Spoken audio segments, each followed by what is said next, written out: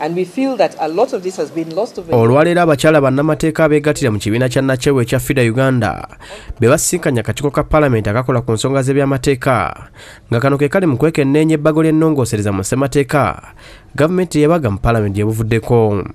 Akulira ekibiina kino Irene Ovonji Odida ategeezezza nga bwe bakkiriziganya butereevu n'ekyokukyusa erinnya ly'akakiiko k'ebyokulonda kyokka n'asaba kireme kubeera kukyusa bukyusa linnya wabula n'abalina okukakulira bayisibwe mu mitendera gy'okusaba emirimu omuli okubuuzibwa mu ngeri ey'enjawulo. There is need for substantive changes to the composition, criteria and process of selection, appointment and removal of commissioners who are members of the Electoral Commission. Banira bazizza okusaba kw'okuzza ekkomo ku bisanja naye ne basaba bireme kubeera ku kifo kya bwa pulezidenti kyokka wabula n'ababaka ba Paalamenti nga basaba nti kikyusibwe ng'omuntu afuga ebisanja bibiri eby'emyaka 5.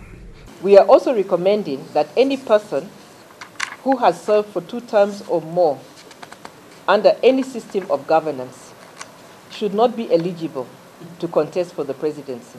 Bawadde amagezi okusala ku muwendo gw'abakyala ba Paalamenti okuva ku 300 n'okusoba wakirigudde ku 200 era ne basaba amagye nago gagibwe mu Paalamenti. Kuba kijja kwongera abantu obuvunaanyizibwa ababaka benga basasulibwa ne ssente ezeegasa babenga tulina babiri buli district omwami n'omukyala nate babenga basasulwa bulungi. Bireme kubonga bino bwe bibeera nti biba byanga bya sonze ekyo nkiwagirira ddala. Basabye n'ekifo kya sipiika wa Paalamenti kikyusibwe ng'afuulibwa sipiika ava ku ky'okubeera omubaka okusobola okuweereza eggwanga obulungi. We feel this will strengthen their primary accountability to the legislature. Abaka baaniriza ebirowoozo bino era ne basuubiza okubigatta ku byabalala ebiza ebikuŋŋaanyizibwa.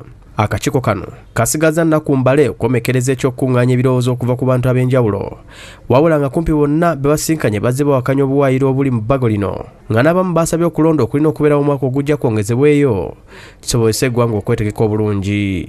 Rachel Nakasi ne John Matovi basakidde eggulire lino ku Lwabukedde TV.